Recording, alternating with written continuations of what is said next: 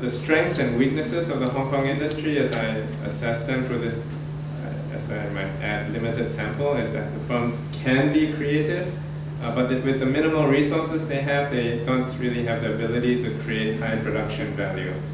And also, not all the firms, most of the firms may not have that degree of learning and expertise in them to create that kind of high value product at the beginning.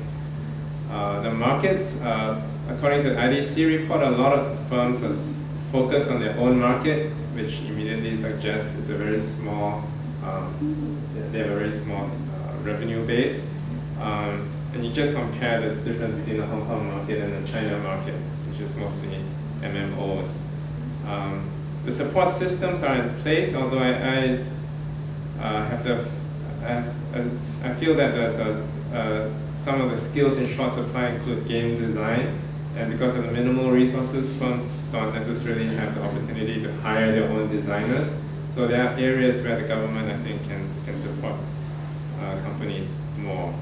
And of course, the high cost of operating in Hong Kong. The threats is other countries have better institutional support, Korea, China, Singapore, as we know. Other countries have resource strengths, such as lower labor costs and fairly skilled labor. Philippines in animation, India in technology, China in technology and basic animation. But really the ultimate threat is when strong companies emerge. Now, how do you encourage creative innovation? I think we can rethink various things, but I think one of the basic things that I would support is more of a sense of professional game design in the industry, a sense of design skills. Singapore has pulled in a US training institute called DigiPen, which is quite well known. They provide at least fairly basic and good design training. There's also examples of how do you get the learning cycles into designers, into companies.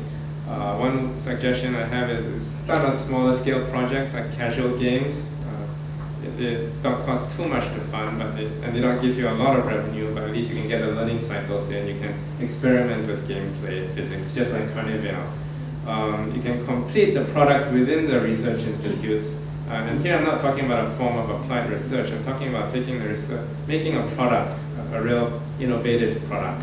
So I think this is a category that's sort of in between applied research and fundamental product development.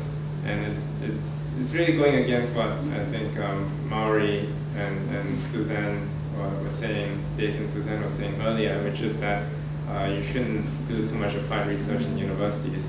Yeah, I don't think you should do just applied research that's kind of useful to industry. I'm saying you should do the whole product, a really creative product. This is a great example. This new entertainment media is a great example of a sector in which the main goal of innovation, from IT to something that involves creativity and so forth, is really about moving from low value added, outsourced providing, simple coding, to high value added product creation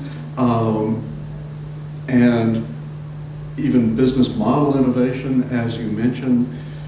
The creativity is the basis for a good profit margin. It may never be the biggest industry in terms of size in Hong Kong, but the focus on creativity and also the focus on high value added, high growth products is something that definitely Hong Kong needs.